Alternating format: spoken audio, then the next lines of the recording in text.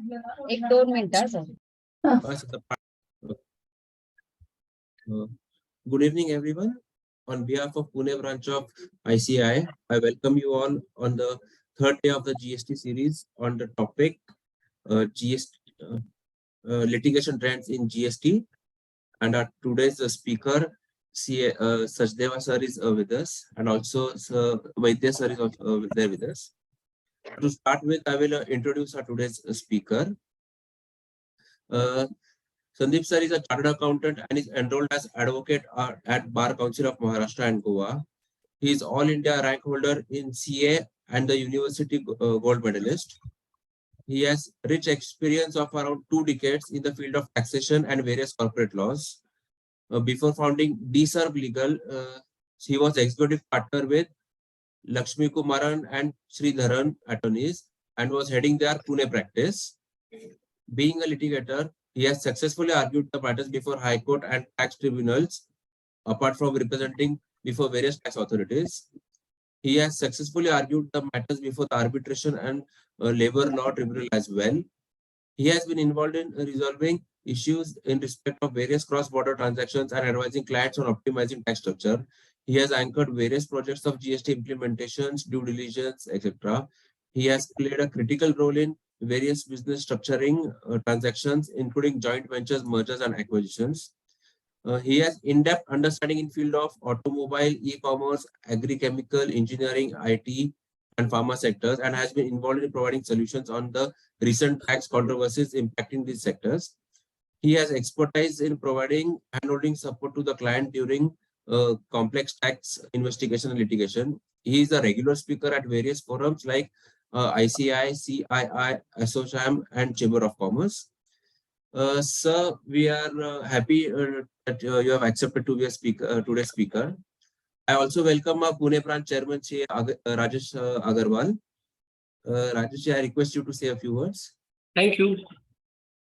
Welcome, Sandeep sir. I also welcome Damodar Vaidya sir for the today's session. I welcome Jyoti madam who participated for the today's session. I also welcome all the participants who joined in large number.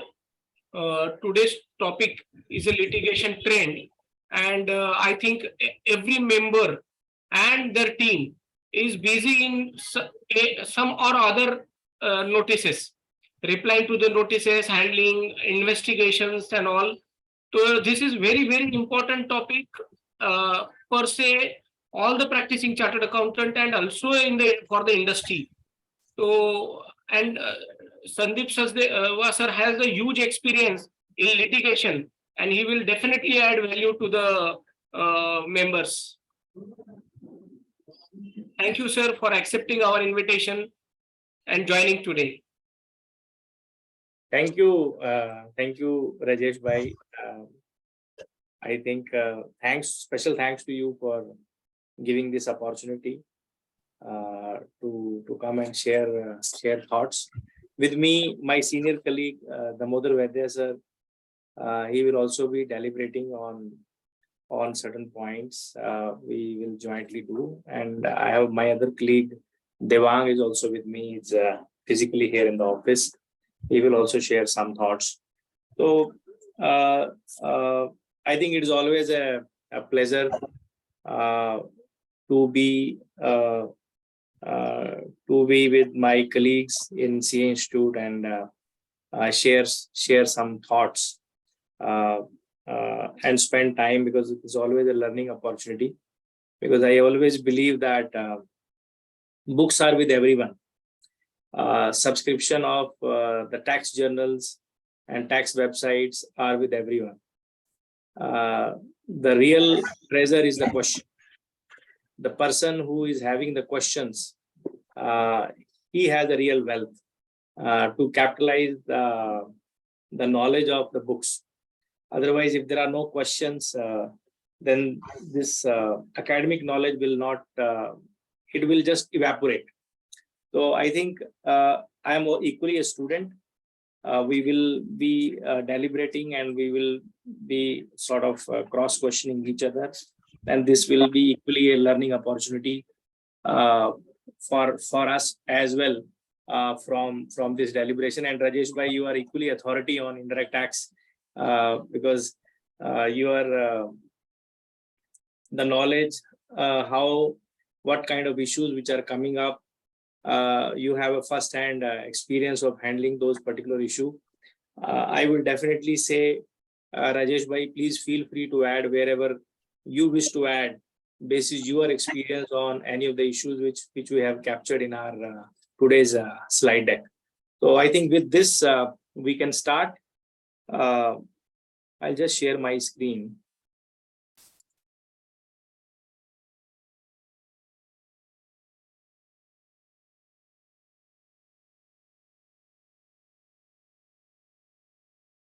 Is my screen visible? Yes, sir. Yes, sir.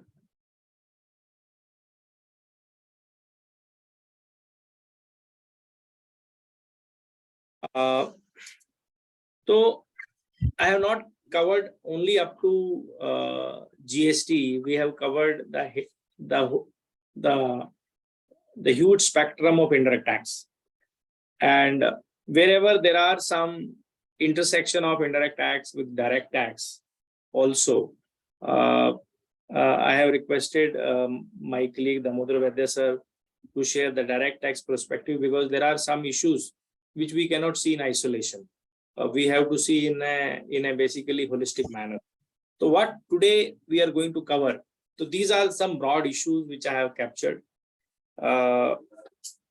Maybe there are some operational small issues which some accounting issues that people are facing. I have not specifically captured those particular issues because those are small issues, but I have tried to capture but the broad spectrum of things which are really bothering the industry and which can have a huge impact to the industry. We have tried to cover that. First issue will take up the stamp duty on bill of entry. This is a big area, big cost, which the whole manufacturing industry is going through, because many import transactions are happening at JNPT. What are those stamp duty implications and how we can overcome with that? That is one issue.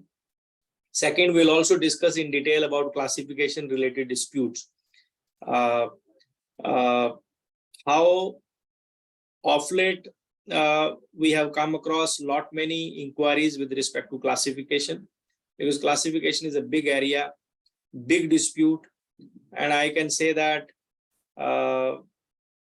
every day we come across some or the other new questions from our clients where they are basically grappling with the classification related things.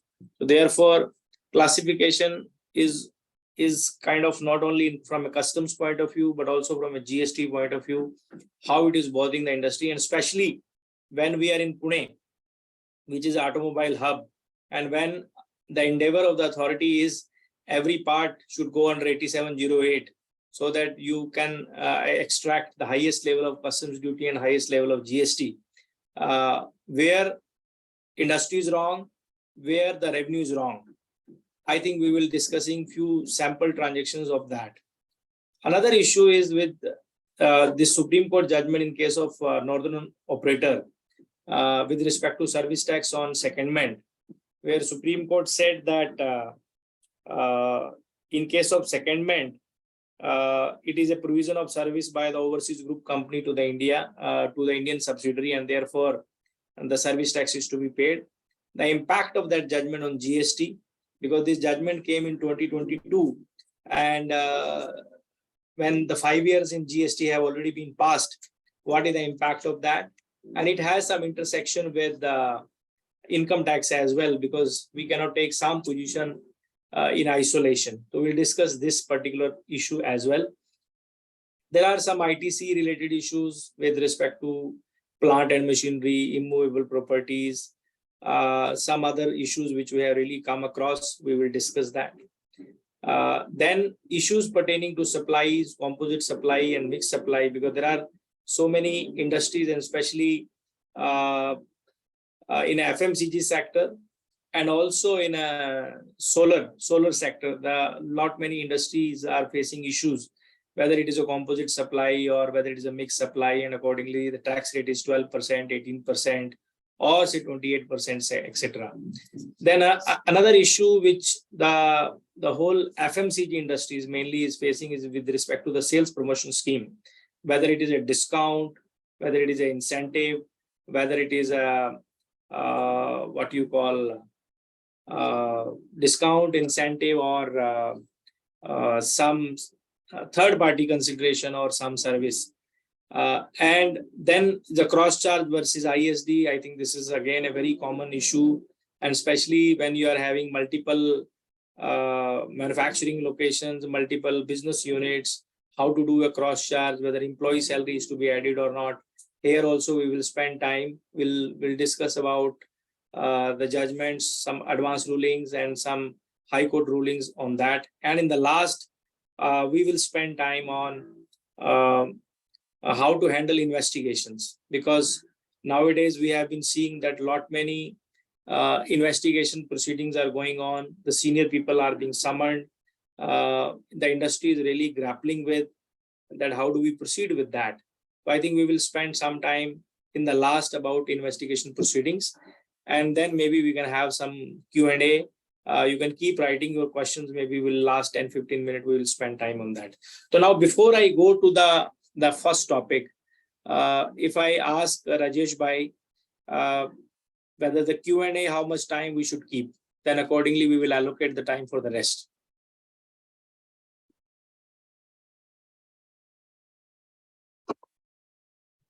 Sir, normally last 15-20 minutes we keep for Q&A, but it's up to you. Okay. No, because we would like to take up some questions, because these questions are equally a learning for us. So we'll definitely keep last 15 minutes on some questions. And if needed, if we have to say stretch it for 5 more minutes after 5, we'll see that. Otherwise, our endeavor will be to take up the questions of the client. No problem. So even if you want during the course also, you can ask for Q&A instead of waiting for the end. Yeah, I will. If people are raising some, if people keep typing their questions, and if I see that those questions are relevant to be answered then and there, we will be taking up those questions at that point of time itself. Sure, sir. Sure. Okay. Now, coming to the first topic, anyone wants to say something? PPT we share it, na? PPT we used to share it at Pune ICI website. So, yeah, no problem. We will after this we will share that. Thank you, sir. Thanks a lot. Thank you. Now, with respect to stamp duty on bill of entry, you may be wondering that, array, we are here for customs, GST. What is this stamp duty? Why are we discussing this today? See, I'll tell you, whenever we file a bill of entry, and especially at a JNPT, we have been paying stamp duty. And stamp duty is a sort of a big cost, because it's a 0.1% of your assessable value. And in Pune, when the significant import transactions are happening, and when we are in a kind of a sector where there are many engineering players, there are many automobile sector, there are many heavy machinery, and the massive import transactions are happening, and we are paying stamp duty, and which the Gujarat High Court in series of the cases, in case of SR, in case of Reliance, where the similar fact pattern, similar legal position, and in fact, what the Gujarat High Court has interpreted this Bombay Stamp Act, because the Bombay Stamp Act is equally applicable in Gujarat.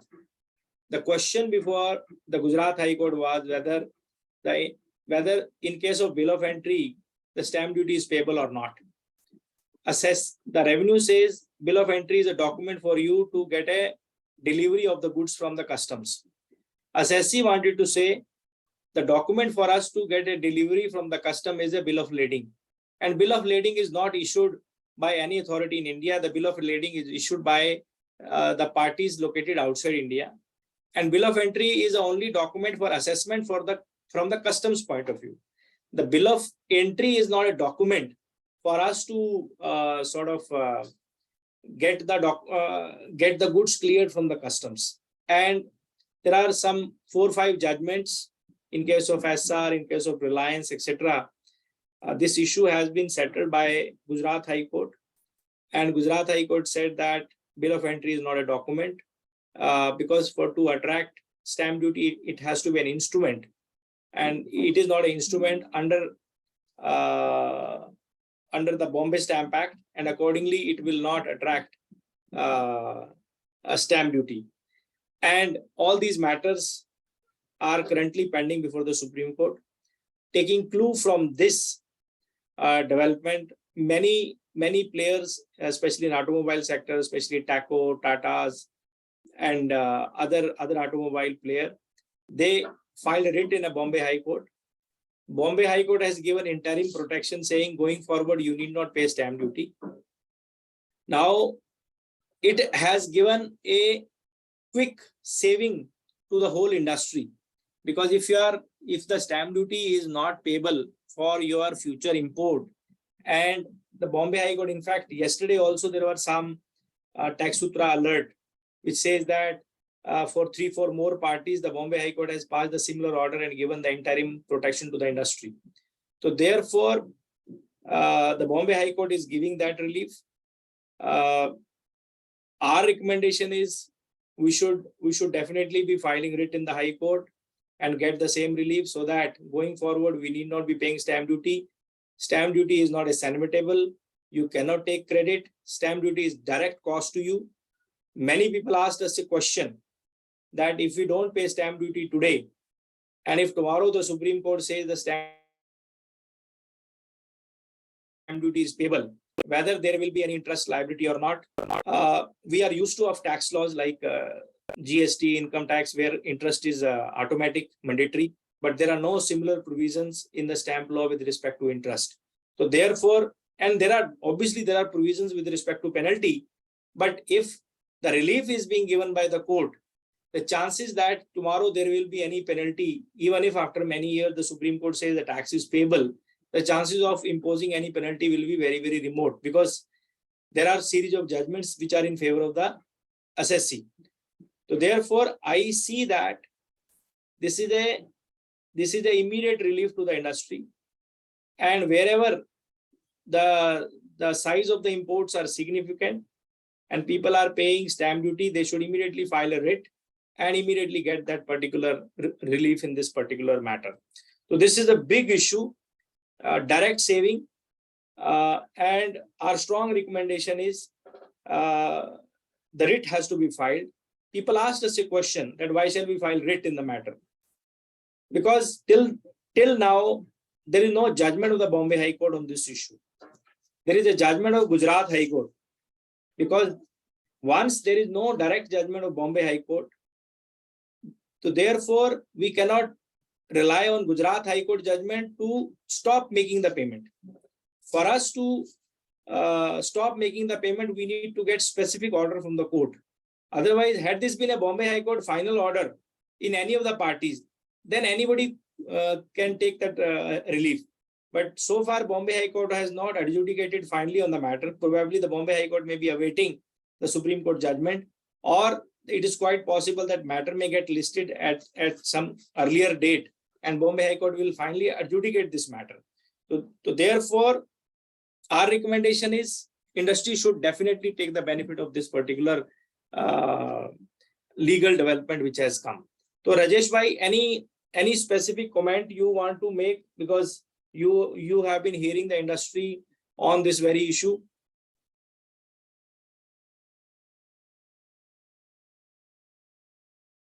I hope I am audible. Yes, sir. I guess Rajesh bhai is not there right now. Okay, no problem. No problem. I think this is one area which we wanted to discuss. Now we move to the next point with respect to classification. And in classification, so there are a lot many disputes are happening, especially in automobile sector, because Pune there are a lot many automobile industry and the kind of issues which we are facing with. So I will request my senior colleague, Mr. Damodar Vaidya, to deliberate on this classification matter and to share his thought, because he will not only add the legal side, he will definitely give perspective on that, the technology side and the importance of the technology, understanding of the technology for doing the classification, how that is relevant. Maybe we will love to hear from him. Damodar sir. Yeah, good afternoon. Thank you, Rajesh ji and Ajinkya ji. And thank you, Sandeep. Essentially, classification is really a interesting subject, not now, but age old. Basically, many cases goes up to the Supreme Court because of basic understanding of the product and also the rules related to the products and how the rules are to be applied with reference to the technology or the product itself. I'll give some examples before I start on particular case law. Essentially, the rules are very simple. There are only 6 rules. 5 are very well known. 6 is new one. The rule 1 is the most important.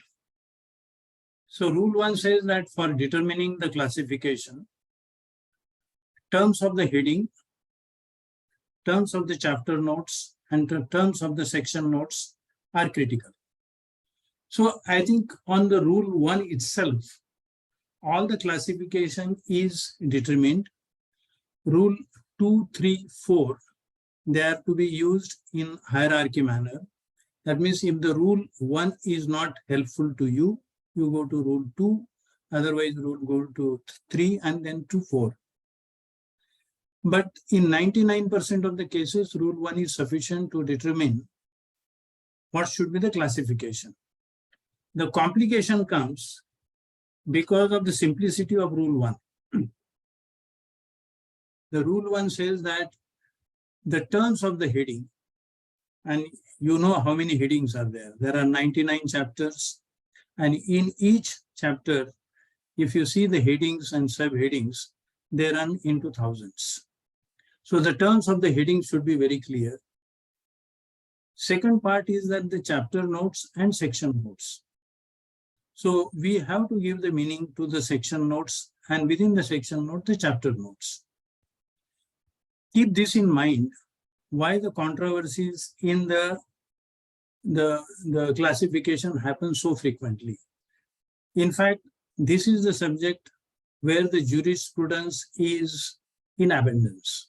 You will get the case laws on everything, and yet every day we see disputes on every item because there are new technologies, new items are emerging, and therefore the understanding of the product, understanding of the technology, and then the application with the rules forms very, very important part. In case of product, it is not sufficient to understand the description of the product, but what is important is to understand the function of the product, the technology used in the product, and lastly, sometimes it is also equally important that where this product is used. Keep this in mind while we discuss some of the controversies, particularly the 2 major orders, which has created controversy and difficulties for the industry, particularly automobile industry. So this, particularly the GS Auto, the question was, how do we classify fasteners? If the fastener is used in automobile, just because it is used in automobile, should it be classified under chapter or section 17 or chapter 87?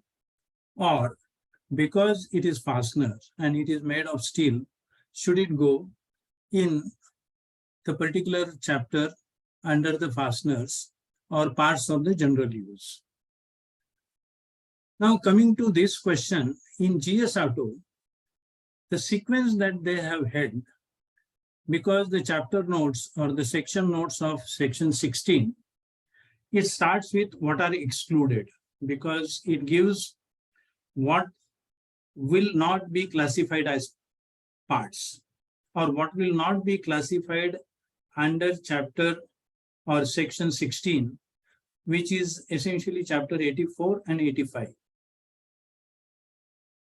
So once you have said that it is to be excluded, it should be excluded, and parts of general use, which covers fasteners, should be excluded no matter whether those parts are, the fasteners are used in particular product under 84 or 85.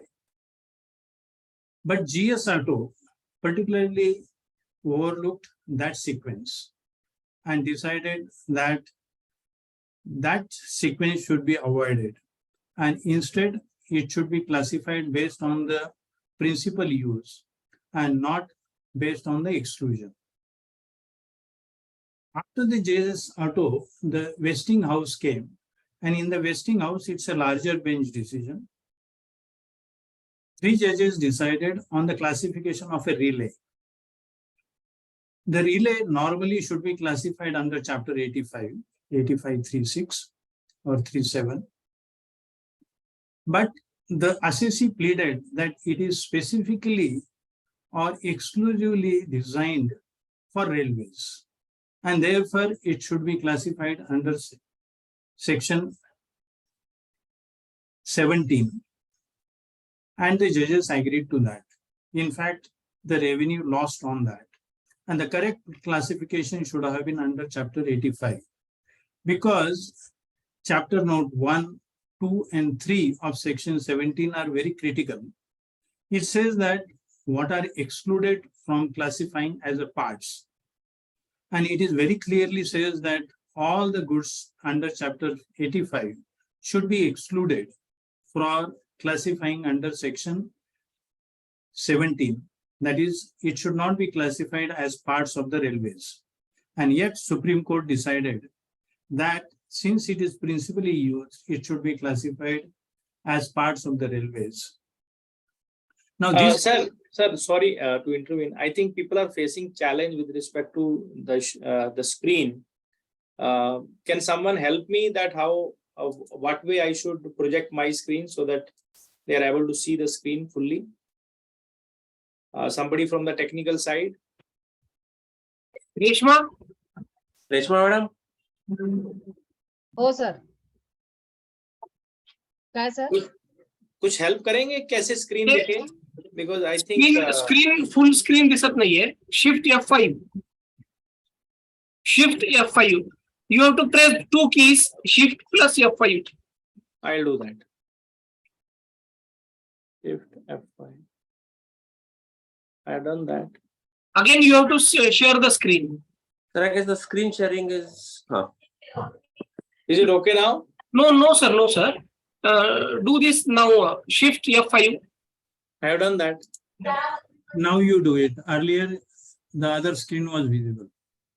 Now? No, not it. But I am able to see the screen. Is it something different for different participants? No, screen is there, sir. There are 2 screens. We Yeah, want expandable screen.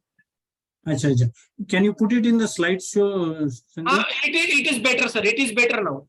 I have done it in the slideshow only. Sir, now it is right. Now it is okay. Okay, fine. It is better, sir. Okay. Okay. So the question is now, the department has to come with a clarification, and department is going for the revision. The revision petition is pending before the Supreme Court because it has changed the rules of classification, and even the department is facing difficulty how to classify and overcome this Westinghouse.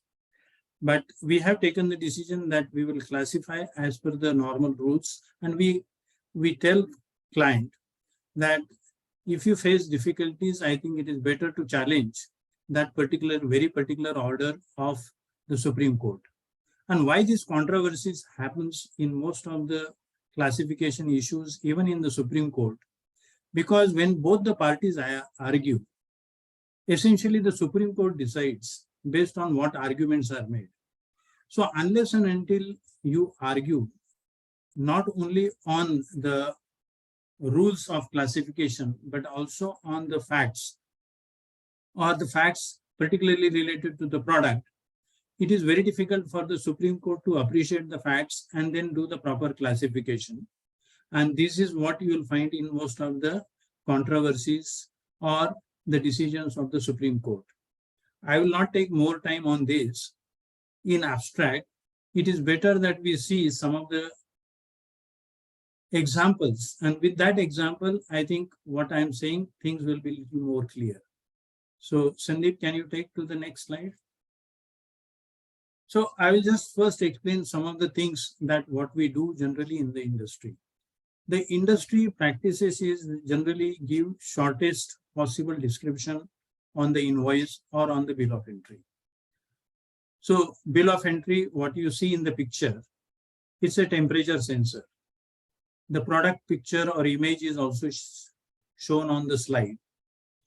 Now, generally, if you see sensor and it is related to temperature, your attention will be drawn to 9025. Even the customs, they will tend to classify under 9025. Unless and until you try to understand how the product works. So technology of the product, the function of the product, these three things are very, very important. And unless and until you ask the right questions to the technical people, it is very difficult to understand which is the right classification. Just take this example. So when we ask these questions, how this temperature sensor works.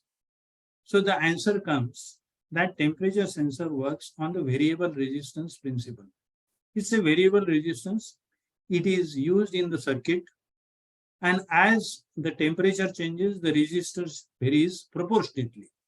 That means and it is not basically not linearly, exactly if the temperature is 1, resistor will be 1 ohm. If the temperature is 10 degrees centigrade, it will be 10 ohm. So based on the resistance variations, you can then calibrate and decide what should be the temperature. Particularly in HSN, although this is not very coming clearly in the 6-digit, but in the custom tariff headings released by a customs department, there is a specific heading under 8533 called as thermistor. Now, thermistor is nothing but a basically register used for or which varies with the temperature. Now, that is how it should be correctly classified under 8533. Whereas the customs or the authorities, they have been insisting that it should be classified as 8708 or under chapter 84 because it is used in the engine. So that is not a correct classification. Neither 9025 is a correct classification, but it is to be classified as a register. I go now to the next item. Now, this is also very confusing because what is given as a description of this instrument is a particle size analyzer. The very name says that it is a particle size analyzer. So when the particle sizes are measured, normally you will go to the 9031, where it is basically testing and measuring equipment.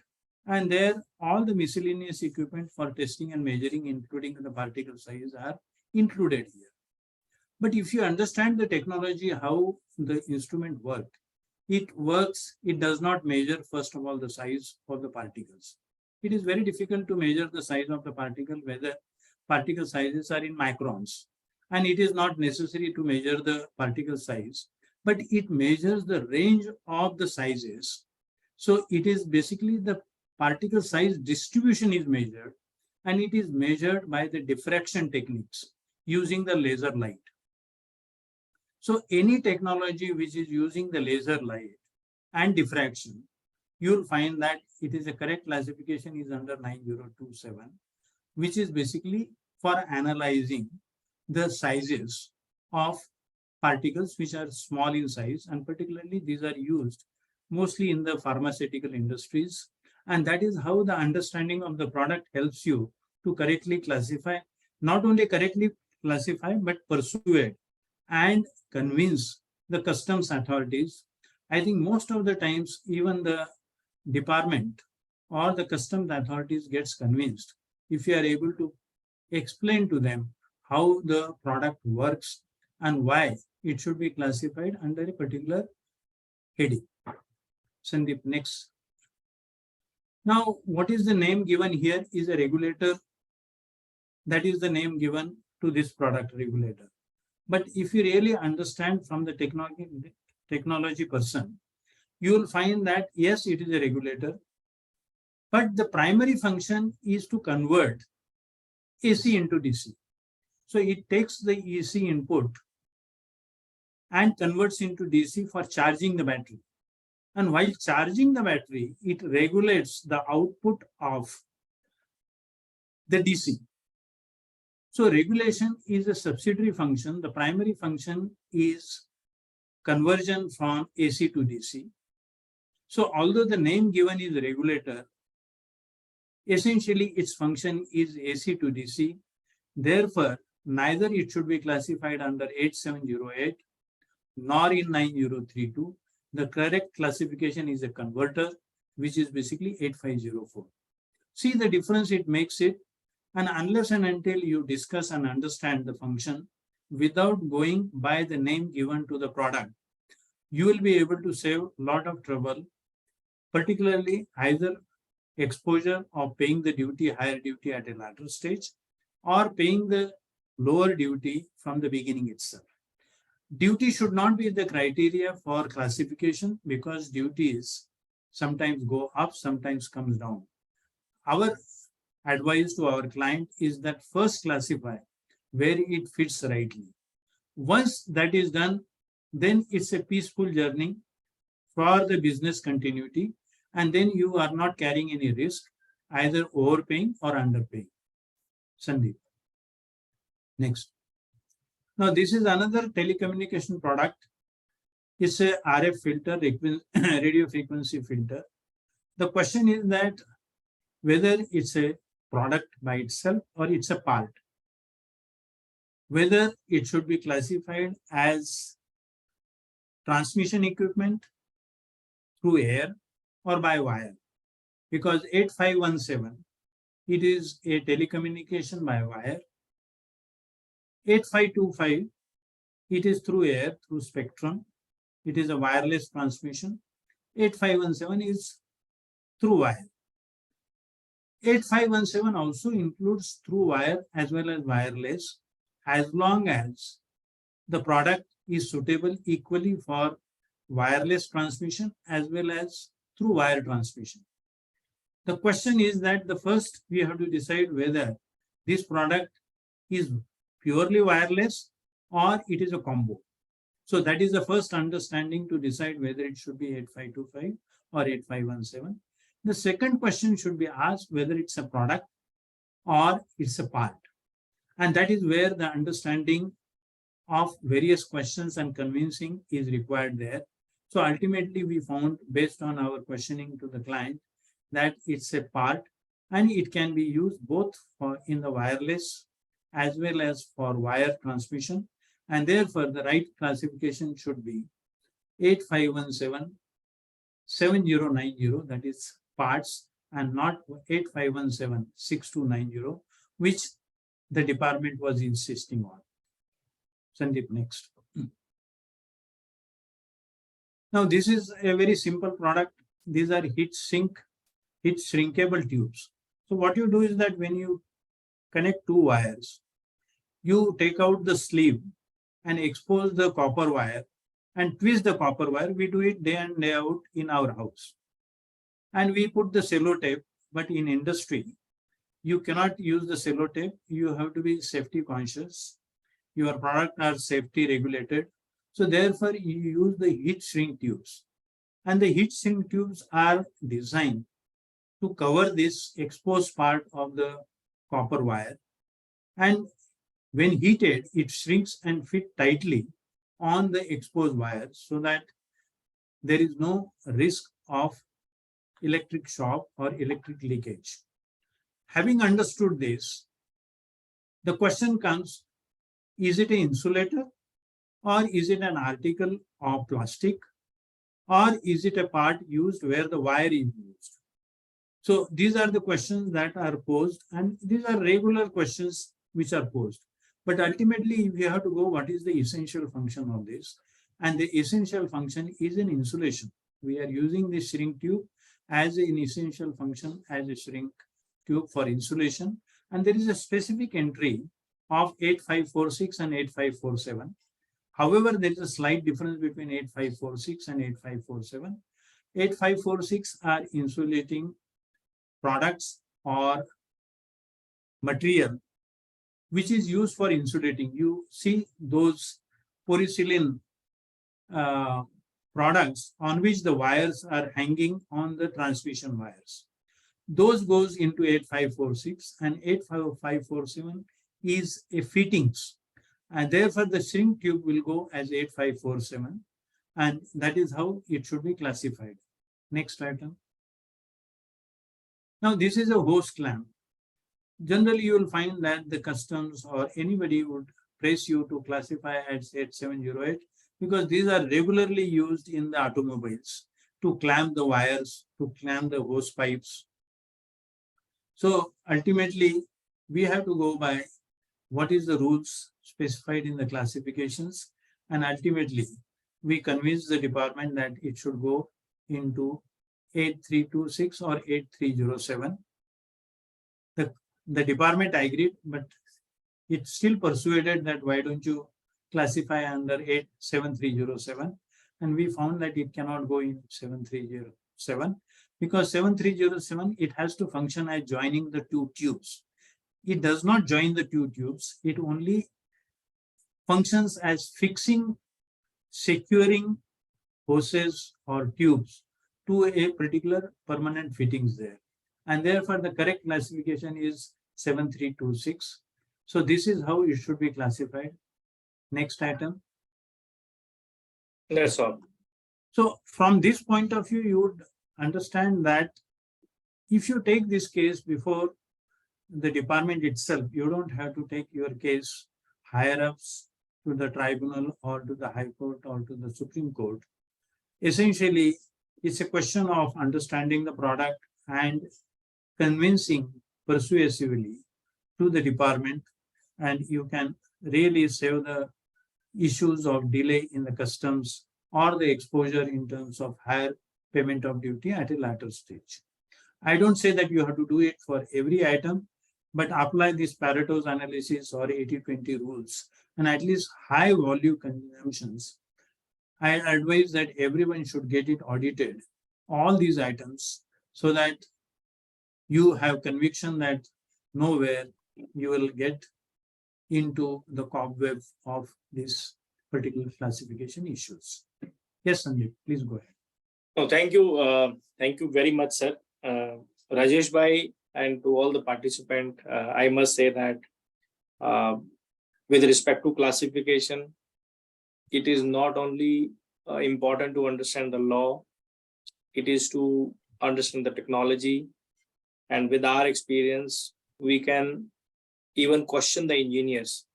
And many of the engineers have eventually conceded that these many questions nobody would have asked. And quality of answers depends upon quality of questions. And once you start understanding the product, like we were discussing about RF filter, whether it is a part or a complete product, the kind of questioning which we went through and the kind of answers that we got, that were very, very heartening.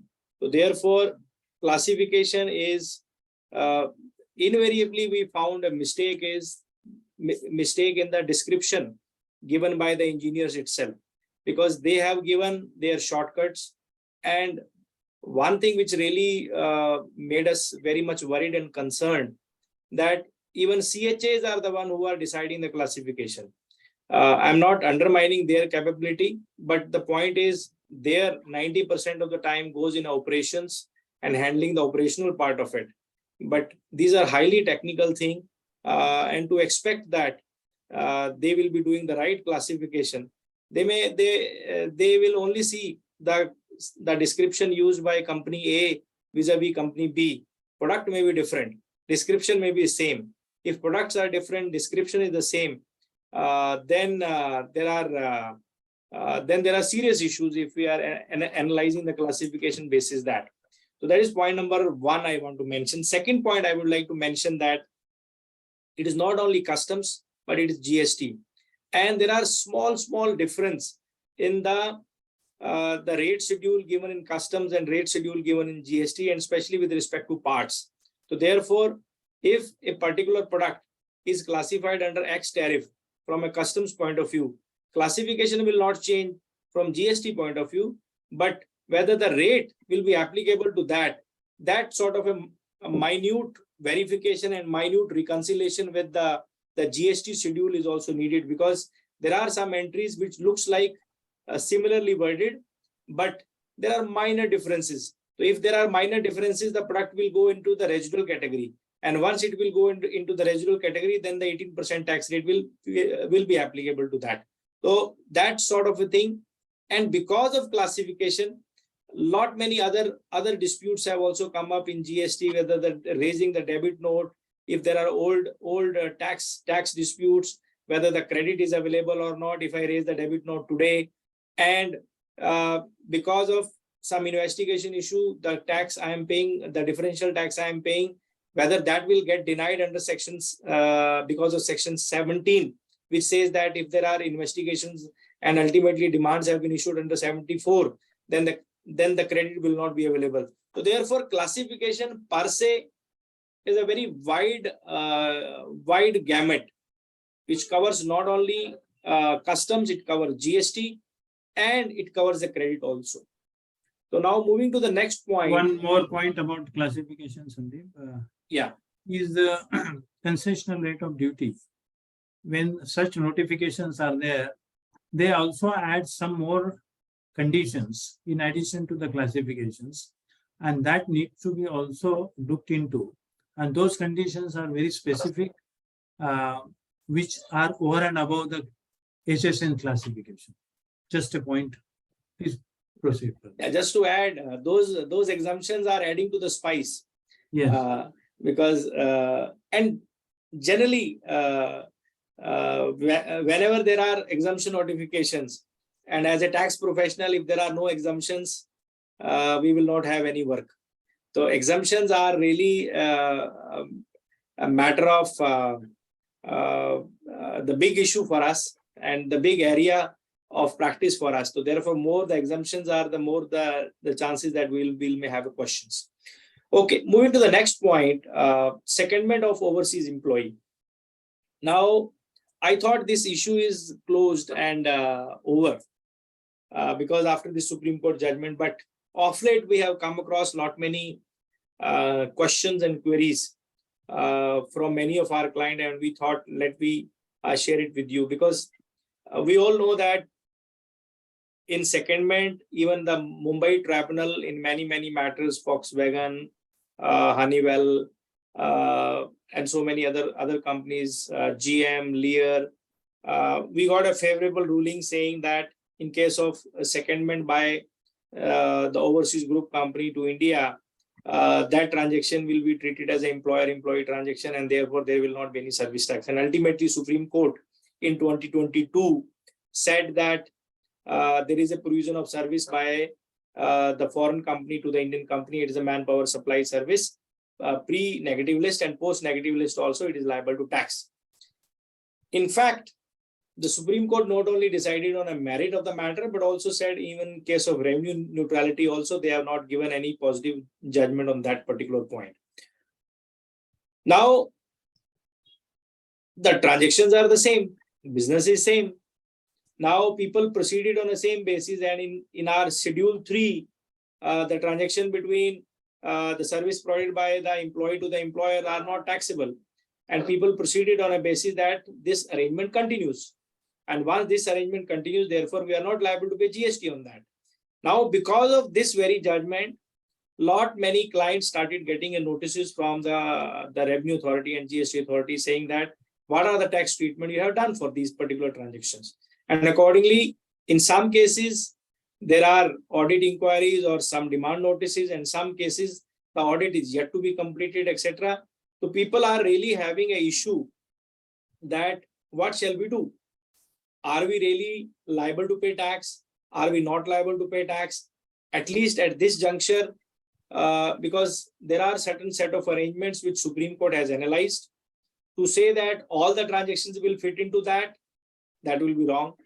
To say that none of the transactions will fit into that, that will also be wrong.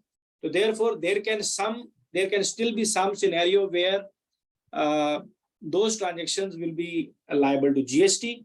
There may be still some scenario where those transactions will not be liable to GST. So therefore, on case-to-case basis, one has to analyze. But my recommendation, at least, how to deal the past and how to deal the future. Because past we cannot change, but how do we deal the future? That sort of a thing that we need to do. And if there are possibilities that to defend the past, if no audit has started or even audit has started, if we pay tax, we can certainly should be in a position to take credit even today. Because for the reverse charge transaction, if I pay tax today, I can definitely take credit. So therefore, if I raise a self-invoice today, I will take credit. And if revenue says that there is a suppression in the matter, once the law has been decided by the Supreme Court, how there can be suppression in this particular matter. Therefore, industry should have an approach. How do we deal the past? How we create a structure for future? And for creating a structure in future, it is not only indirect tax. We should also be mindful the possible and potential direct tax implications. So I am not getting into the specific facts of northern operator, what agreement terms, what were the direct tax position, indirect tax position taken by the company, and what argument went in the Supreme Court, what finding Supreme Court has given. I believe because this is all forum for the members and members are well read, well aware. I am only discussing at the very, very advanced point. We are not getting into the specific sections and others, only at an issue level, what the issue is really going on and what the approach industry should take. So Damodar sir, in case you would like to add on direct tax side, keeping this P issue and others. Yeah. See, I would like to expand, Sandeep, and if the time permits, I would like to take a little more time than what I thought earlier. See, I would like to make a little larger point here, that if you read the NOS, that is Northern Operating System case, they referred all the case laws, not only in the service tax related issues, but direct tax. Morgan Stanley is referred here. There are labor laws related case laws are referred in this case. The reason is that it is always a complicated issue and case-based decision when it comes to a contract of service or contract for service. And employment is always a tricky issue. Then there are 7-8 tests which has to be satisfied, and that can only be done if you read the terms of the contract. And it cannot be generalized. You have to see what is the terms of the contracts. Holistically, you have to understand what is the intention of that contract.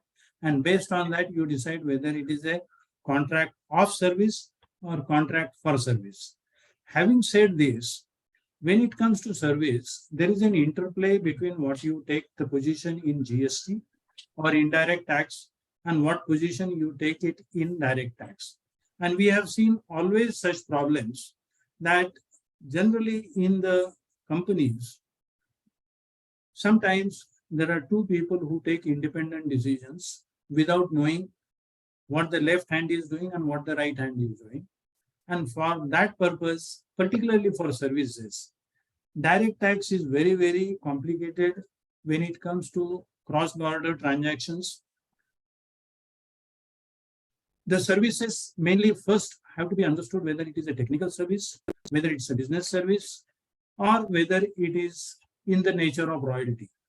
That characterization itself, it is not enough to say whether it is a service, simpliciter, but you have to further classify what kind of service is there, and based on that, DTA will differ from country to country. There are nuances attached to it. then the TDS requirements further goes, whether it is a commission, whether it's a professional service. So there are plethora of analysis required when it comes to the service. There is a situs of the service also. The services are sometimes related to facility, sometimes related to the right to use particular equipment or right to use the property. Now, where that property is, has a situs, whether it is in India, outside India, it's very easy when the property is physical, either movable or immovable. But when the property is intellectual property, determining situs becomes even more difficult there. So I'm just leaving the thought behind the audience that when it comes to services, when it comes to the cross-border transactions, you have to see things integrally, not in isolation. You look at the customs implications, import implications, GST implications, and the direct tax implications. I will leave it at that. Secondment is a minor issue, although it's not minor, because once you decide secondment, then it triggers the service fee. And when you know that service fee is there, how the revenue will treat, whether they will attribute the profit related to that service or related to the complete remittances that you are making to your group companies, God knows. We are facing these difficulties in terms of attributions, and it's really difficult to settle at the revenue level. Unless and until the case is taken up to the tribunal, you do not have any relief, and your lot of cash flow is blocked if the right decision or right strategy is not formulated at the beginning itself. I will leave at this stage and we'll take the questions at the end if there are any specific questions on this issue. Sandeep. Yeah, before we move to the next point, I would like to mention there is a Supreme Court judgment of the UK Supreme Court judgment. A very interesting issue came up in Uber. These drivers of Uber, the question was whether these drivers are the employee of Uber or not. And Uber very strongly contended before the Supreme Court that these drivers are not my employee. They have a discretion to accept the cab, accept the booking or not. And from a driver's side, it was contended that we do not know who the customer is. We do not know where to go. We are only bound by the dictates coming from the app. And therefore, the Supreme Court laid down certain tests. And basis those tests, Supreme Court said that these drivers are also equivalent to the employee. Now, I'm just drawing attention that at one side, Supreme Court in Northern Operator says the employee which is seconded in India, which is working as per our instructions, and as if he is employee here and he is doing ESI compliance, PF compliance, etc., they say it is not employee. Supreme Court of UK says even drivers are also employee. Okay. Now, with all these developments coming, and especially in a law, I'm seeing it, the territory has really now blurred. And because of this digitalization, information available in India is accessed by overseas, and Indian judgments have been cited abroad. And the judgment, especially in the GST law, and we have been kind of learning GST by reading the judgments of European Court of Justice or House of Lords, or the law laid down by the Canadian authority or the Australian authorities, etc. Now, with all these developments, I will not be surprised that tomorrow there can still be some scenario where the Supreme Court of India may come up with some different point, with some different context, with some different agreement. So therefore, definitely with all these things what are happening, I don't see that the doors are completely closed, that this transaction can never be said to be employer-employee transactions. Maybe for BPO, there is no motivation because they can take credit, etc. But if you are into business of agri, where you cannot take a credit, or you are into some other business where credit is not possible at all, then definitely it is worth exploring whether we can take that, explore some possibility even after this judgment as well. I may be sounding little enthusiastic, but as a lawyer, we cannot give up the hopes. And I'm sure there will definitely be some hope on this. Now we'll move to the next point quickly on this credit. So what authorities are basically taking a view that this ITC on immovable property is basically not available. We have no confusion on that.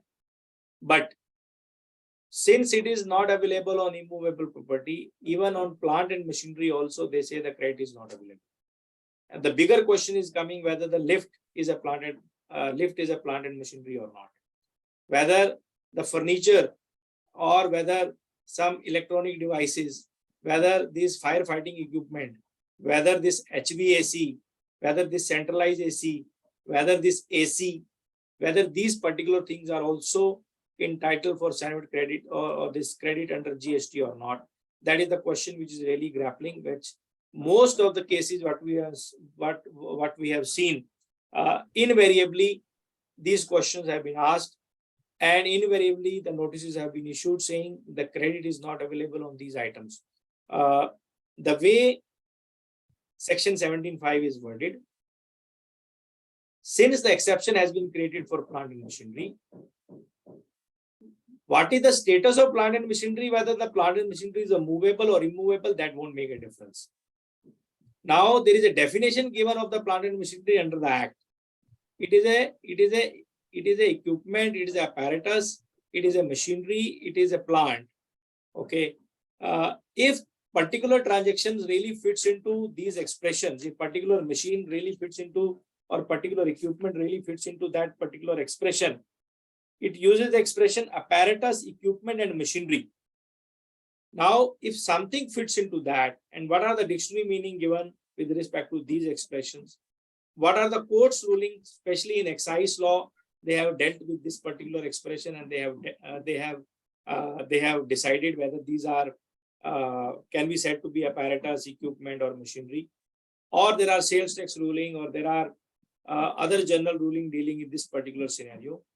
If from the reading of the law, the reading of the jurisprudence on this particular thing, or going by the technology, that how this particular thing is basically working, whether or not it is immovable, it won't make a difference. We have to only see whether it is a plant and machinery or not. If it is a plant and machinery, whether it is a movable, whether it is immovable, the credit should be available. And if there are any expressions and industry and the revenue officers are saying that credit is not available on these, I think we can basically fight this particular thing. There are some scenarios which are borderline case, whether the false ceiling credit is available or not, may be difficult. But there are some other electrical appliances. There are other many small scenarios where definitely there is a possibility on some borderline cases also to explore that credit and ITC should be available on that. But there are some difficult zone. There are some complete white like machinery, etc. There are some project supervision services, project management type of services where you have managed the whole project, which include construction of the building, which include erection, commissioning, etc. Those may be some difficult point, but case to case basis, those scenario can also be explored. So therefore, from immobility point of view, I see there is a kind of aberration from the revenue side. Credit definitely on all these items should be available. Another issue which is really coming is whether the ITC is available on the lease premium paid on which some construction of immovable property is basically done. Whether on this, whether the ITC is available. There are definitely two views on this particular transaction. This also the issue which is making a lot of noise, and many industry players are facing are basically facing this issue. In my view, definitely it is a debatable point, but should be in some facts, on some cases, the possibility on this particular credit can be explored. So then this telecommunication towers, etc. Once there is a specific exclusion given with respect to telecommunication tower in the section 17(5), then credit may not be available. But even if it is not a immovable property, etc., but because of the specific exclusion given in section 17(5) with respect to telecommunication tower, the credit, there can definitely be challenge on basically credit on this particular thing. I think there is some problem happened in my video. I hope I am audible clearly. Yes, sir. Yes. So I will continue even if the video is not fine. It is colorful. Don't worry. Yeah, okay. I don't know what happened. Anyway, so we'll move to the next point. Whether the TR6 challan is a valid document for claiming ITC. This is also one of the big debated point because of the custom investigations, custom inquiry, some differential duties have been paid. And once a differential duties have been paid, you cannot, you have to pay through TR6 challan. And there are scenarios when bill of entry could not be amended. And if bill of entry is not amended and bill of entry is a document under Rule 36 is a document on the basis of which you can take credit. And if the bill of entry could not be amended because of the delay, because you could not convince the custom authority with respect to that, whether you can avail credit even on the basis of the TR6 challan. Under the excise law, and especially under the service tax law, there are a series of judgments, and especially the Bombay High Court also in one of the matter. They have said that credit should be available even on the basis of TR6 challan, which is not a eligible document mentioned under the credit rules. In GST, TR6 challan or any duty paying challan has not been mentioned as a document. Maybe because the GST scheme per se is a document driven, because everything is electronically tagged. If something is not mapped in the electronic system, then probably there are challenges for us to take credit. But the legal position and the legal principle of law is substantive benefit cannot be denied basis the technical or procedural lapse. I am fully sure that authorities at a lower level, at a commissioner level, etc., they are not going to give us a relief. But definitely when the tribunal sets up and on all these matters where the credit has been taken basis the TR6 challan, and if the bill of entry could not be amended, then definitely this is a good case to fight the eligibility of ITC basis the duty paying challan to the customs. So there are many concerns of the industry because they have paid the taxes, because the demand raised by the customs, and bill of entry could not be amended. And also to tell you, even now the concern has been raised by the industry that after this the larger bench judgment in case of in the matter of customs, I'm missing the name of the party, where they said that unless you challenge the bill of entry, you cannot apply the refund. ITC, sorry. In the case of ITC, the Supreme Court, the larger bench of the Supreme Court said that. Despite that, there are two High Court judgments. One is Andhra Pradesh High Court and one is Bombay High Court, where the court said that if the basic conditions are being fulfilled, the authority should amend the bill of entry under section 149 of the Customs Act. Under 149, there is no time limit. I can ask for the amendment of bill of entry at any point of time, provided I fulfill the conditions of 149, which I'm sure in most of the cases we should be, because there are no new document which we are adducing to basically get the bill of entry amended. So therefore, my recommendation is that if the stakes are high and sizable, one should definitely attempt to get the bill of entry amended. If authorities are not taking care of the matter, they are not giving heed to the matter, then definitely we should file a writ in the High Court and get a direction from the High Court that let the bill of entry to be amended at the earliest. Because by getting the bill of entry amended, we are Hello? avoiding another. We are avoiding another litigation. Hello? Yes, yes. Yes, yes, Ajinkya, bolo. Sorry, sir, continue. No, I hope I was audible. Yeah, you are audible. Yes, sir. You're audible. Okay. So now with this particular thing, so I think we can approach the High Court if the bill of entries are not amended. Otherwise, if this is the TR6 challan also, we have a reasonably good case to fight. Another issue on ITC which has really come to us is whether there is any time limit with respect to reverse charge transaction for us to take credit. Under section 16(4), the time limit is basically for the invoice or debit note. In case of reverse charge, the invoice is to be raised.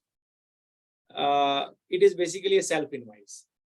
And the day I am raising the self-invoice, that date will be counted. So therefore, definitely for section 16(4), with respect to reverse charge transactions, I can say there can be still some challenge reading section 31, the invoice and the time of supply, etc. But it is reasonably good case to fight if someone has not paid the tax for the past transactions. And if we are raising the reverse charge invoice today, it is reasonably good case to take a position that I will pay the tax and take the credit under, and this credit will not be hit by section 16(4). So far as bill of entry is concerned, there is no time limit with respect to section 16(4). If you get the bill of entry amended, even after 4 years, even after 5 years, assuming the law continues the way it is written today, I don't see there is any problem. Other than bill of entry transactions, if there are any self-invoice which you are raising and which we are discussing, say about Northern operator, if I have not paid the tax and if I today pay the tax and issue the self-invoice today, can I take credit? Legally, yes. We can definitely take the credit. Yes, it can be fightable. One can say that this is not a valid invoice. It is not invoice issued within a specified time limits, etc. Since it is not a valid invoice, you cannot take credit. But that is too technical a point to basically deny the credit, given the wording in the law and the substantive provision will follow, not the rules part which can govern this particular thing.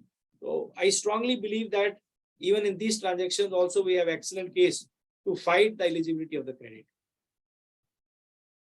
Now we move to the next point, ITC mismatch. I'm asking my colleague Devang. You will not be able to see him because some camera issue. Maybe if I can, I need to maybe join it again. But otherwise, Devang, you can continue with respect to ITC mismatch. Thank you, sir.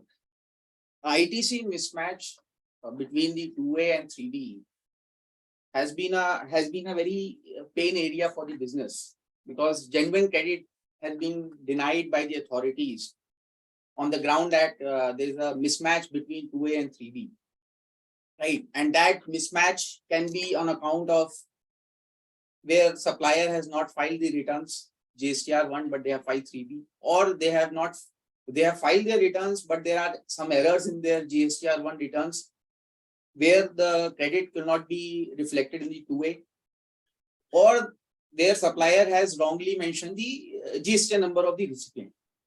So this is not the exhaustive list, but these are typical scenarios that we have witnessed from the inception of the GST, where state authorities and central authorities, they are issuing notices to the taxpayers disputing this credit only on the ground that your credit in 2A, what is reflecting in 2A and what you have taken in your 3B is not matching. Now, what period I'm talking about is 17-18 and 18-19. Now, if we quickly recall during this period, two-way facility was not at all there, right? And the entire industry has taken this argument that two-way facility was not there. Secondly, there was no matching there was no matching concept. How a person would match two-way 3B credit, there is no mechanism which has been prescribed, neither in the section, neither in the rules. Thirdly, the rule 36, which restricts the credit. Initially, it was 20%, it was later on 5%, and now what we have seen in the 2022 amendment, that until whatever is being reflected in your two-way, that credit you'll be eligible to take in your 3B.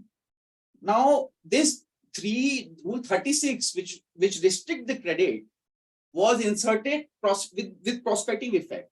That is from 2019 onwards, not with retrospective effect. So again, industry has taken what was our fault, where supplier has committed certain mistakes. On account of those mistakes, why you're denying credit to me? And especially what we are seeing right now, state authorities are blatantly issuing the notices to the taxpayers, saying you reverse the credit and credit with interest and penalty. Now, these concerns have been raised to the ministry.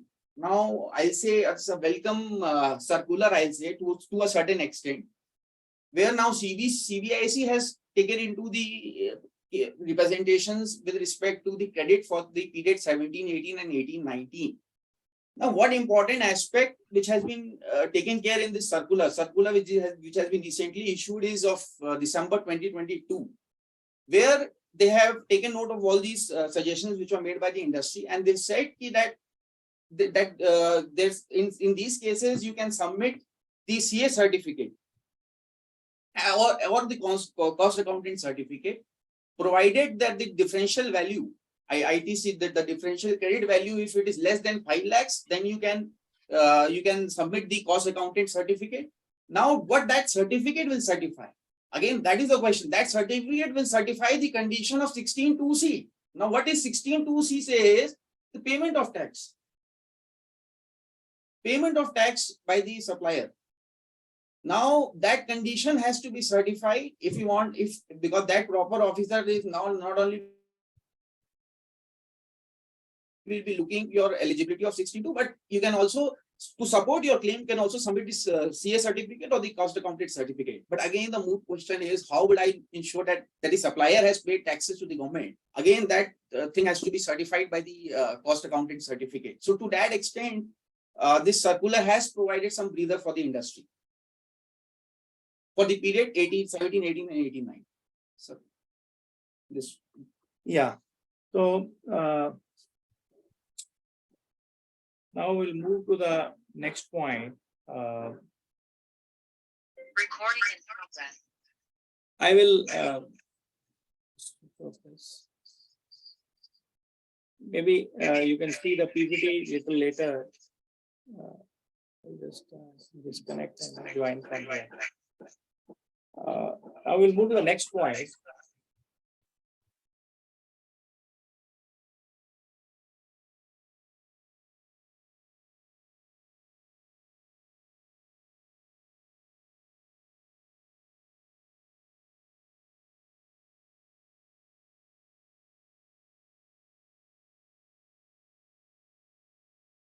Sandeep, you are not audible. You are on mute.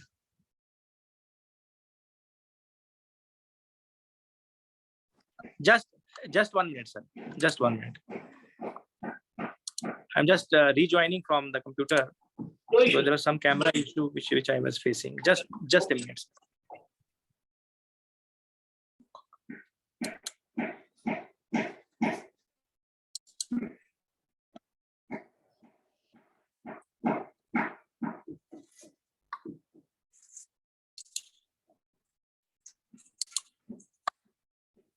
Recording in progress.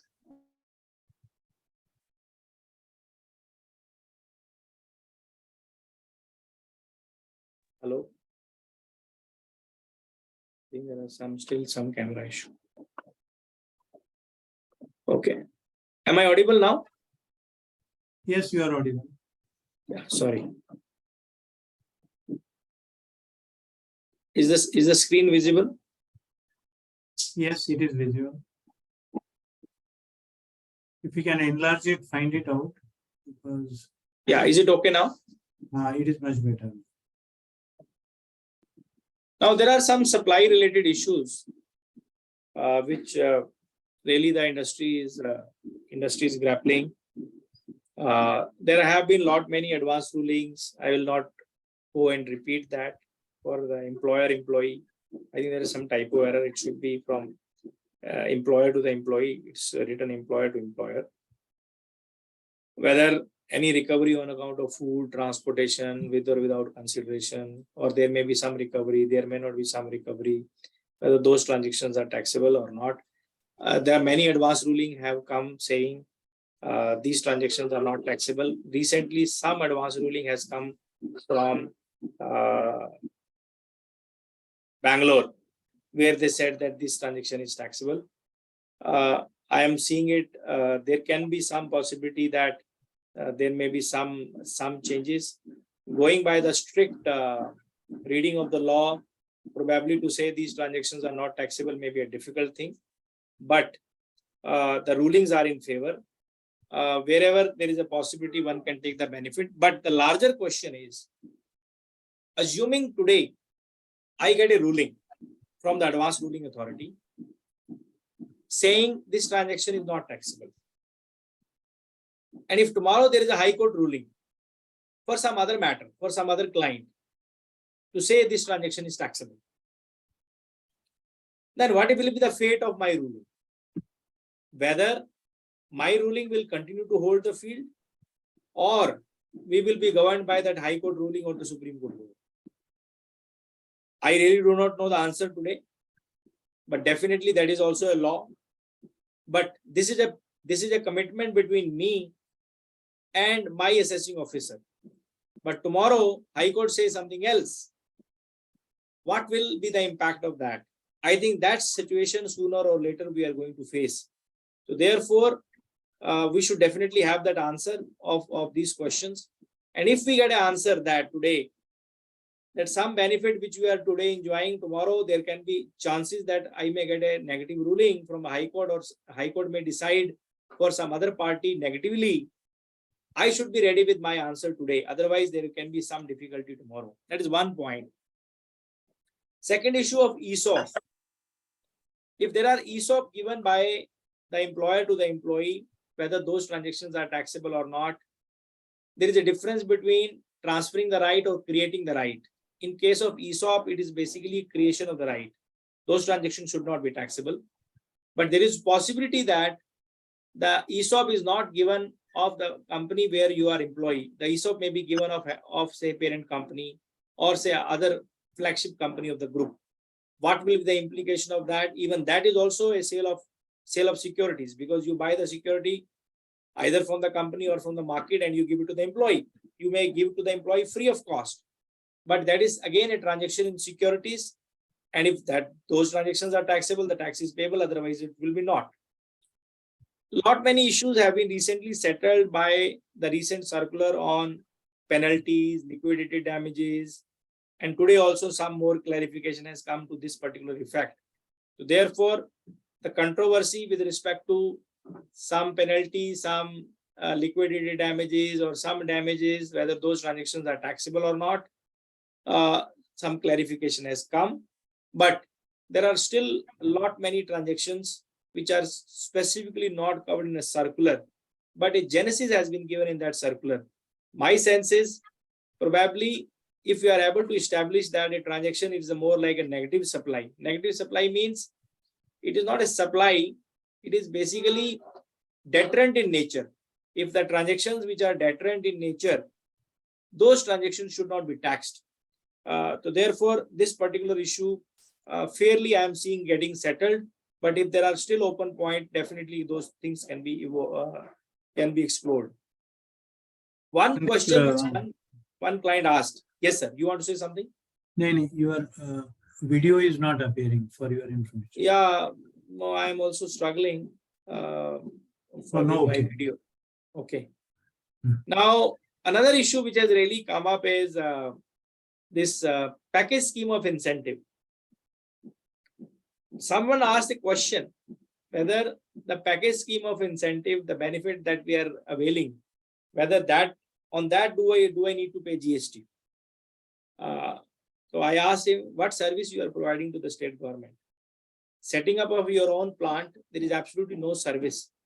And in any case, from the definition of consideration, any subsidy given by the government cannot be taxed. But one can say this is not a subsidy, this is a incentive. And technically, there is a difference between subsidy and incentive. It is an incentive for setting up a particular unit. So therefore, these transactions should not be taxed. And there are some rulings by the New Zealand Supreme Court, etc., on the similar issue, where they said that these transactions should not be taxed. So this is more for a setting up of a unit and not to provide any service. With respect to job work, whether it is a transaction in goods or transaction in service, again, it is a matter of detailing. It is if I give a component A and somebody adds component B in that, and ultimately after adding A and B, it becomes C, whether those transactions are also a job work, the answer is no. Like a chassis given by Tata Motors to a bodybuilder to build a body, and the fully built vehicle has been received by you, whether that transaction is a job work or not may not be. So therefore, one has to see what the genesis of the transaction, and accordingly they have to take the call. If there are tax issues, rate issues, that if I classify as a goods, the rate is different. If I classify as a service, the rate is different. My sincere advice is one has to have a very closer look of that. If there are no rate issue, no problem, you do whatever, because if tomorrow somebody will say that the credit, you have paid the wrong tax in the wrong heading, but so long as the tax is paid fully, there should not be any challenge. But if there are rate issue, one should be very, very careful. Similarly, in case of works contract, in case of movable goods, whether you are providing a printing service or you are selling a printed card, okay, whether you are doing lot many movable related, you are doing some customized work for someone. Are you providing a service? Are you selling a customized goods? That again depends upon a contract. So therefore, the classification of those particular transactions, whether it is a goods transaction or a service transaction, or which goods should classify where, that also depends upon a contract. So therefore, if there are rate issues, one has to be very, very careful. For solar industry, we come across many issues. There are variety of combination in which the people are working. Some says that I supply the solar panel, I supply the structural material, and I do that installation, I supply the controller, whether the whole thing is a composite supply, whether the 12% rate is applicable or not. Some says I will only supply the panel and the structure, whether the 12% rate is applicable or not. Some says I will only supply the controller, whether the 12% rate is applicable or not. Some says I am only supplying the customized structure, and that structure cannot be used anywhere, whether the rate of 12% is applicable or not. So there are variety of combination in which these transactions are happening. You all know that there are numerous rulings, advanced ruling on this very issue. So therefore, if there are issues with respect to composite supply, mixed supply, or to get the benefit of that 12% rate notification, one has to really be mindful and careful how the structuring are, what the section note says, what the chapter note says, and how we will be able to justify it is a naturally bundled. So we have come across a variety of issues with respect to the solar industry to this effect. And this composite supply, also I am seeing it a lot many issues which are really coming up. I just took a very symbolic example. I have not taken a live example because probably that live example somebody can perceive that name of the company. But like you are giving a pack of chocolate and you are giving a cold drink with that. Okay. Somebody says that I will give a surf along with the basket, whether that is a natural bundled or not. Okay. Somebody will say that I will give atta along with the besan. Somebody says that I will give something and I will give some glass bowl also. Now, assuming atta is taxable at the rate of 12% or say 5%, and glass bowl is taxable at the rate of 18%, where the naturally bundled are. So therefore, one has to see how these combos are naturally bundled. And naturally bundled, it says not only bundled, it is a naturally bundled. And that also doesn't mean that you will go by the value. You will say that the bigger product has a bigger value of say 100 rupee and the what is going as a complimentary is having a value of 5 rupee. Immaterial to that. Okay. If it is single price, even 5 rupee goods along with 100 rupee goods, it can change the whole climax. So therefore, don't go by the value. Don't go by the size. Go by the composition of that combo. Whether that composition of combo, can you really say it is a composite supply or not? So therefore, especially in FMCG, and I asked some client, why don't you put a price to this? Okay. Why you want to take credit of this? Why you don't take a credit and give it free? Okay. And don't make it as a, don't bundle it. Give it a separately free. Don't put it along with that. Though they say, no, my marketing team is not allowing me to do that. And marketing team has their own way of doing things. And we cannot do the violation with the wording of naturally bundled. And if it is not naturally bundled, if it is a single price, tomorrow you will fit into mixed supplies. This is also going to be a big area, which I am seeing it basis the query which are really coming. If today is a query, tomorrow there will certainly be a litigation. And also let me tell you, my friends, this recently 17-18 or 18-19 audit which has happened, they have only picked up the surface level issues. Next audit, you will see even finer issues. So obviously these issues of reconciliation, 2A, 3B, all these issues will vanish, and it have already vanished. It will further vanish. And then these finer issues will start coming, where when they will not be able to see anything on the surface, they will scratch, they will get into the deeper side of it, they will get into your balance sheet, they will get into your profit and loss account, they will get into your business operations. Then these are the issues which we really see, how you are packaging, what type of packaging you are using, how you are making a bundle of it, how you are making a combo of it. So far, industry has given enough masala while going to the advanced ruling authorities. If industry would not have gone to advanced ruling authority, at least revenue would not have got to know so early about all these compositions. So therefore, going to the advanced ruling authority definitely added to the spice in this whole thing. Supply by 2% cannot be fused. We have seen in VAT laws, say company A supplies the good, company B does the erection commissioning. They may be part of the same family. They may be part of the same group. If somebody is supplying the goods and another is doing installation commissioning, we have seen those transactions are not works contract transactions under VAT law also.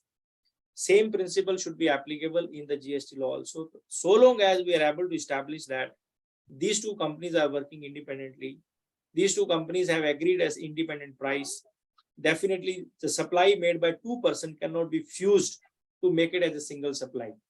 And if the single supply, the tax rate is higher than the tax rate, because of the 70-30 issue also in solar, many people have really come up those scenarios where the supply is being made by one entity and erection commissioning is being done by some other entity, so that you can do some bit of structuring because of 70-30. Otherwise, for 7, you will get 12% rate only on the 70% value. You will not get 12% rate on 85% or 90% value. So if the supplies are made by two separate persons, those cannot be fused. Similarly, the supply made by two separate persons also, two separate persons cannot be treated as a single supply. So these are two principles I just thought. And for that, there are a series of judgments in the in the European law, in the House of Lords, that this law is fairly clear and settled. In fact, even in our indirect tax in VAT laws also, we have been seeing it. Now we come to sales promotional issues. I will broadly touch the point. Now there is something called discount. There is something called incentive. There is something called third party consideration. Now what is discount? Discount is the one which seller gives to the buyer. Okay, I sold the goods of ₹100 and I want to give a discount. The discount can be in the invoice.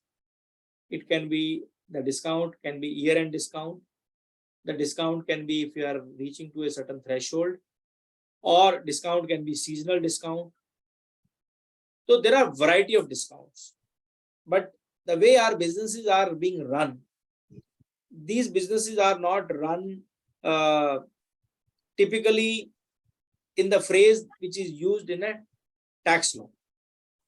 They use very fancy name. They give a name of incentive. Because of the marketing people, they come out with all jazzy things.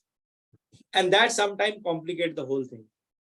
I'm not saying we should not use that, but we should have some clarity, and at least our entire thing should be aligned with respect to how my direct tax treatment, how my indirect tax treatment. So what happens generally, they say that if I want to give a special discount, I'm asking my dealer to give me a debit note. Dealer is issuing some invoice or some debit note, etc. Now it means there are two supplies, one by the seller to the buyer and other is by buyer to the seller. Okay. Then there are variety of issues are coming with respect to the credit notes. Sometimes they issue the credit note. Sometimes they ask other side to issue the debit note. So therefore, there is a complete alignment is needed. Otherwise, we will end up paying more taxes. I'll just give you an example. Now, let us assume that Maruti has sold a car to a dealer. Now, the car has a unique color and the dealer is not able to make a sale of that. The dealer says to the Maruti that, yes, you please take this car back. I want to give back to you, because there may be some agreement between dealer and the OEMs that if a particular model you are not able to sell, we can take back. Now, Maruti says, I'm just taking an example. It's not a Maruti issue. I'm just hypothetically taking an example. The OEM says that you make a sale of it at whatever price it makes. The difference I will pay to you. That is one transaction. Now, whether that is a discount or whether that is a third party consideration. If the way the transaction is structured like this, that dealer makes a sale of the car, which was to be sold at 8 lakh of rupee, but because of the unique colors, etc., or unique manufacturing defects, he end up selling at say 5 lakh. And 3 lakh is a differential amount which OEM is paying to the dealer. That can set to be a third party consideration because that has a direct linkage to that. Now, if the transactions are structured and the documentations are being done, and in reality it can be established that this is a special discount which has been given by OEM to the dealer, probably we can say is a discount. Now, the way these transactions are being sometimes loosely done, the documents have been exchanged, then there can be a serious implications. I'll give you an example.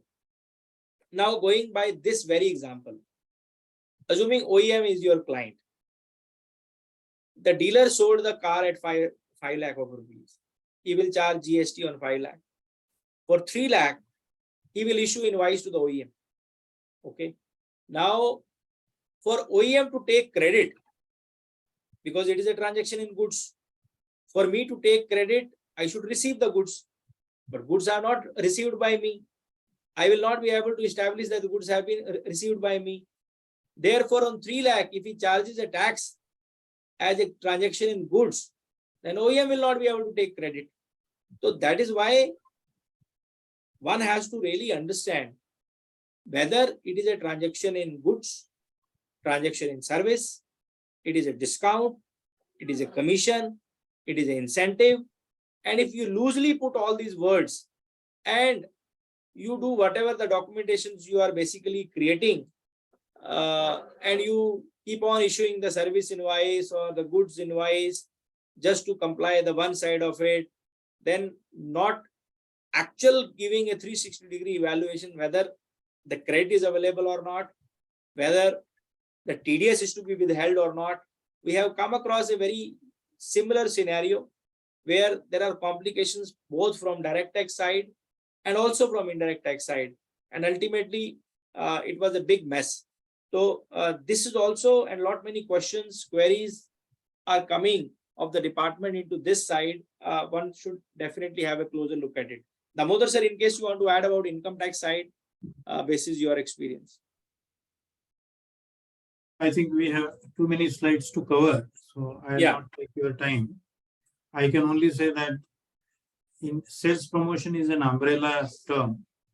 We have to get into the nitty-gritty of the transactions, particularly the contract. Then only the characterization of the income can be seen, whether it is an application or diversion of income or it is real income, some service has been given or not. So it is very contextual, and to give a general answer would be premature. So please go ahead. Okay. Now we can, I think we can quickly, in 2-3 minutes, we'll touch upon this cross charge and ISD. You all know that what is cross charge, what is ISD. I'm not going to spend time. The only issue what is really coming up in the industry that whether ISD is mandatory or not. So there are definitely two views, but what you have done in past, we cannot change it. If you're not have you didn't have ISD, but if you have complied the law by doing a cross charge effectively, can be defended, absolutely not a problem. Because I pay tax either this mechanism or that mechanism. If my tax is fully paid and I have complied the law, what the law is, I don't think there will be any difficulty to defend that particular thing. And don't think that commissioner is going to drop the demand. Let him confirm whatever he wants to confirm. We will definitely get, and the law is fairly settled, is a revenue neutral situation. Argument of revenue neutrality has been accepted very widely in past. Another thing, I follow mechanism A or mechanism B, it should not make a difference at all. Whatever way I am complying the law, I don't think there is any, there should be any difficulty. With respect to cross charge, what all need to be included, what not to be included. There are some shareholder related expenses, whether those should also be added or not. There are some corporate expenses like CSR, etc., whether those things to be added or not. These are some open questions. I will not say these things should be added, should not be added. One has to see the scenarios, and definitely cross charge is going to be a big issue if you are having taxable and non-taxable operations. And if there are completely taxable operation, I don't see there is a much of challenge. But I will still recommend to the industry that they should have a proper policy, proper framework of doing the cross charge. If there is no proper policy and framework, if you do in an ad hoc manner, then you will be playing in the hands of the tax authority. They will say, "Ye cover kiya, ye cover nahi kiya, ye aisa hua, waisa nahi hua." So those particular challenges will definitely come. So therefore, this particular thing, my sincere advice is to look at that. Quickly, Devang, you want to mention very quickly about one point that I need to add in this slides, subsequent slide that we have mentioned about certain advanced rulings, GST Council discussions, and the recent judgment of the Odisha High Court in JSW case, where they have again deliberated on the concept of ISD. Right now, one important aspect sir has like to put with respect to the salary cost, right? That salary cost, whether that salary cost, because ultimately, if we see for GST purposes, my branch units and head office are distinct entities. But in for the other laws, we say like income tax, they are in the same PAN number. Ultimately, the employees are the one entity itself. Now, this aspect of salary cost, whether that has to be taken care of, or sir rightly said about the revenue neutrality concept, you pay the GST and take the credit. Ultimately, it's a revenue neutral exercise. Now, one of the judgment that I've been talking about is the recent Odisha High Court judgment in JSW. Now, this is the judgment where High Court has deliberated on the concept of ISG. Because ultimately, in this case, Odisha branch unit has transferred credit, excess and unutilized credit to the head office. And the High Court prima facie found that since ultimately the inward supply was received by the branch unit, how can branch unit transfer that credit to the head office, and then head office then transfer to the other branch units? So again, court went into the concept of ISD, and they said that ISD, what are the conditions which are there in ISD? One is with respect that there should be inward supply, and that office should receive those invoice, and that invoice should be towards the inward supply. And secondly, the distribution of credit. So court in this case prima facie found that this is not a case where ISD, this is the prima facie view. Court found that this is not a case where credit has been done with a malified intent, and they have accordingly proceeded under 74.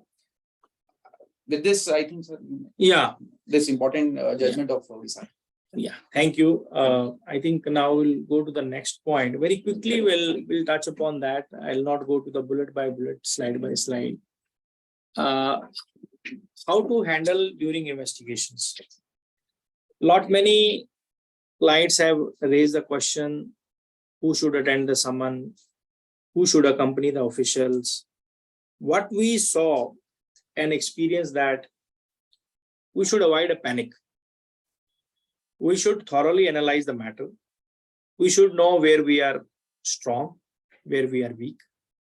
We should also know whether it is going to be a cognizable offense, non-cognizable offense, bailable, non-bailable, what type of scenario this matter can come up. Don't rush for bail. Analyze what all the possible questions they can ask, how we can answer those particular questions, what is our proof for that, and we should not duck that particular investigation. Not that senior should not go, not that senior should go for everything. Don't try to do a shortcuts, because sometimes people try to do shortcuts and they end up in a very, very long cut. So therefore, this is a kind of an area where industry needs to be very, very, very, very careful. And it's more like preparing for the mock. What are the likely questions they will ask? What will be my response? What are the legal rights I am having? On which point there should be matter of concern? On which point we should not be worried? So all those things, one should definitely keep it in mind. And if we have kept all these things in mind, then probably we will be able to manage the investigation, assuming you are given some statement. And this is absolutely clear that whatever statement is given, it's statement given like on the gun point. And because you are forced to give that sort of a statement, they may be saying it or they may not be saying it. But there is a possibility you can retract those statements. We can seek a cross-examination, and all sort of analyzing the legal side, how we can use the law, where the law can go against me, where the law can be in my favor, what thing we should have orally, what thing we should have it in writing. All these things one has to very carefully, meticulously analyze, because revenue officers will say something on the face of it, they will write something in the document, they will behave something very differently. So therefore, which version to follow, which version not to follow, how we should be moving forward, I think all those things one should keep it in mind. And then maybe on case to case basis, we can evaluate what type of arguments we should be building in and how do we basically managing those particular situations. So I think this is broadly we want to touch upon. Maybe at some other point of time, we'll spend more time and I can share what are I'll the just live take issues. 2 minutes, Sandeep. Yeah. So in case of investigation, 2-3 points to be taken care of, and I would urge everyone, whether it is direct tax or indirect tax, the importance of evidence and particularly electronic evidence. I think we pay very little attention. There is a lot of, I would say, ignorance in terms of what is admissible, what is the proof of electronic evidence. All these things are not very important according to us because it is not strictly a court procedure or CPC procedure. And yet, in judicial proceedings, there is a value to the evidence. And how do we use this knowledge to our advantage? I would say there is a lot of scope for everyone to look into it. That is one. The second part is that whether it is search or seizures or whether it is making statements, the evidence is given by us to the department, whether it is direct tax or whether it is indirect tax.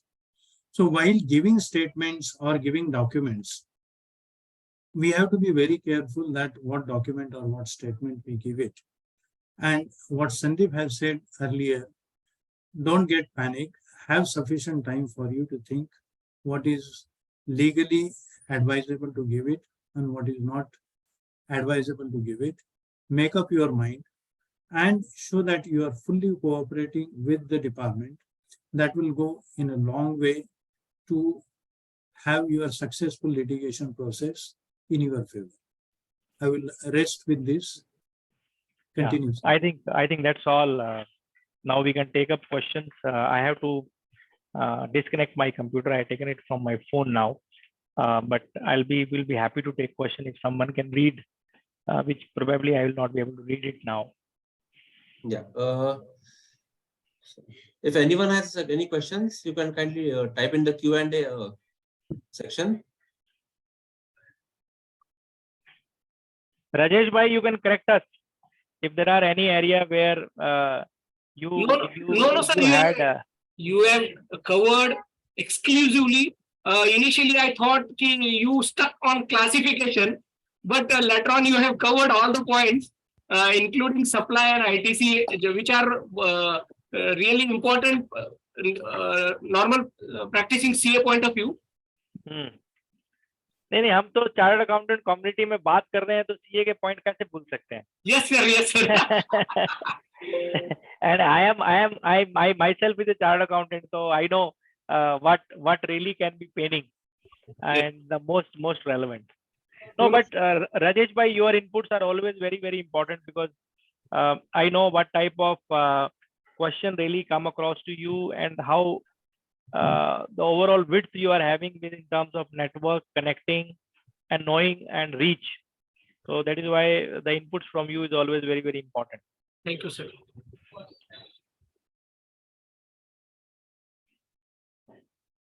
Rajesh sir, I guess there are no question and answers because no one has raised any questions yet. सब bouncer हो गया क्या? हैं? Bouncer हो गया है या बहुत अच्छा समझा? No, tax way, so there will always be some other area, but no problem. People can write to me. Okay, if there are questions, people can really write to us. We'll be happy to answer. It was really very fruitful session, no doubt into that, and to some extent, some issues are not realized till date. Like you started with classification, which is mostly untouched area till date, even by the revenue and industry point of view also, sir. What is the trend? No. What is the trend, sir? My supplier is charging 18%. That means it is taxable at 18%. Whether my supplier is supplying as a fastener and I am supplying as a MV part 8708, the totally classification and taxability changed. But That perspective no one touched. तो custom में बहुत बड़ा issue है ये. And I'll tell you, if in customs they say that it is 8708 product. Yes, sir. Next is GST, no? See, आपने custom में 73 में निकाला, 7326 में निकाला. Correct. Okay, and custom say no, it is 8708. Okay, once it is 8708, you are liable to pay 28% tax.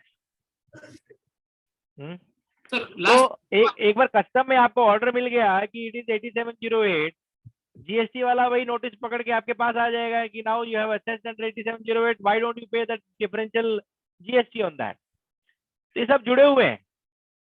sir, last time I discussed one case with you that HSN 90 and 8708 motor vehicle seats.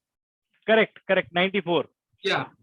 So that SSE has Googled the GST rate on motor vehicle seats and it's shown 18% and he charged 18%. Very good. Google is Rate was on Google is from customs, not from the GST. So Abhi, now this new app which has come, no, I'm missing the name of the app. ChatGPT. Some name. Correct. And someone strongly asked me that please look at this app. And I'm not saying in a wrong way, don't misunderstand. I'm not undermining the app. We all professional may end up using someday. I don't know. So I asked few questions. I typed few questions. The answer I get, talk to the legal consultant. So I was very happy. I was relaxed. कि हमारा profession अभी तक तो threat पे नहीं है. So I think this Google talking to the CHAs is sometime inviting the trouble. I'm not undermining them, but kindly appreciate the 90% of the time they spend on operations.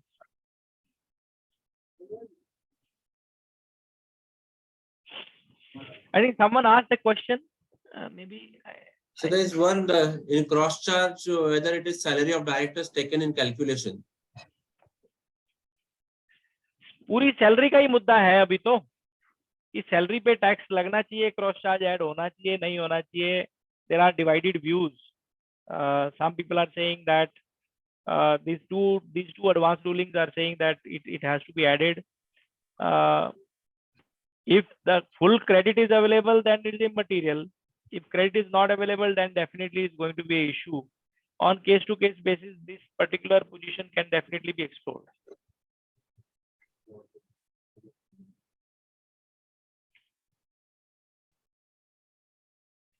On 16.4, I think that question was. Right, your views on 16.4. I think I have discussed in a greater detail about 16.4 that the time limit of 16.4 will not be applicable so far as reverse charge transaction bill of entry is concerned. And if you are raising it even now after this amendment, if you are raising a debit note today, even those particular thing also you can take credit. But if you say that you will take credit after November, can I take the benefit? Can I fight in the court? No. Because substantive provision says the credit has to be taken in your November return unless that time limit has been extended. And let me tell you, Bombay High Court judgment in Mahalakshmi Mill clearly says credit is not your right. It is a privilege given by the law. And if something is given as a privilege, they can put any conditions. And if one of the conditions is you should take credit by November, end of November, and you cannot take it thereafter, I cannot say this restriction is unreasonable.